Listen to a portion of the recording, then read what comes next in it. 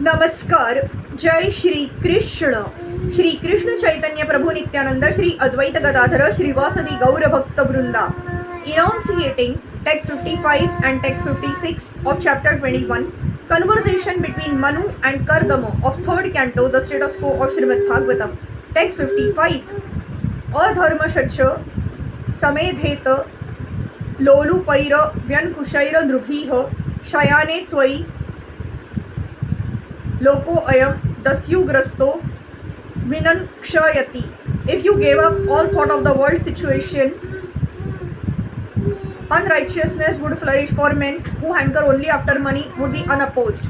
Such miscreants would attack and the world would perish. Because the scientific division of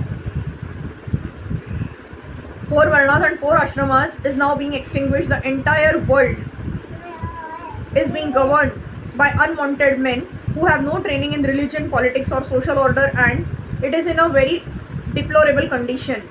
In the institution of 4 varnas and 4 ashramas, there are regular training principles for the different classes of men.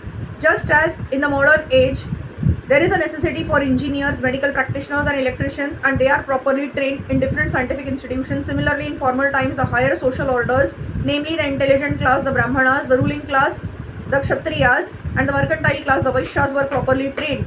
Bhagavad Gita describes the duties of the brahmanas, kshatriyas, vaishyas and shudras.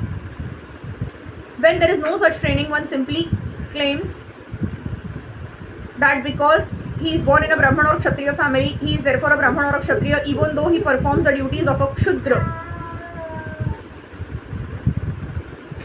Such undue claims to being a higher caste man make the system of scientific social orders into a caste system, completely degrading the original system.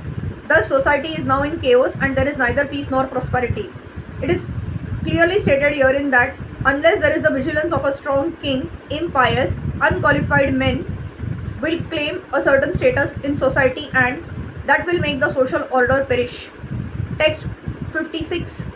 Athapi pruच्छेत्वां Veer यदर्थं त्वमिहागतः तदवयं निर्व्यलिकेन प्रतिपद्यामहे Hrida. In spite of all this, I ask you, O valiant king, the purpose for which you have come here.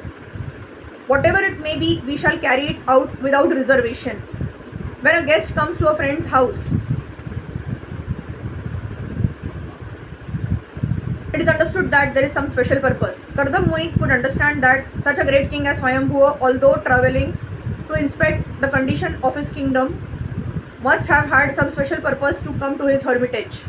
Thus he prepared himself to fulfill the king's desire. Formerly it was customary that the sages used to go to the kings and the kings used to visit the sages in their hermitages. Each was glad to fulfill the other's purpose. This reciprocal relationship is called Bhakti Karya. There is a nice verse describing the relationship of mutual beneficial interest between the Brahman and the Kshatriya. Kshatram Dvijattvama. Kshatram means the royal order and Dvijattvama means the Brahmanical order. The two were meant for mutual interest.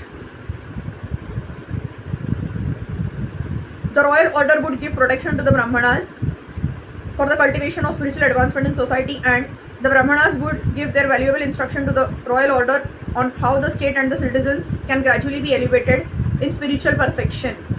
Thus end the Bhakti Vedanta purports of the third canto, 21st chapter of the Srimad Bhagavatam, entitled Conversation between Manu and Kardama.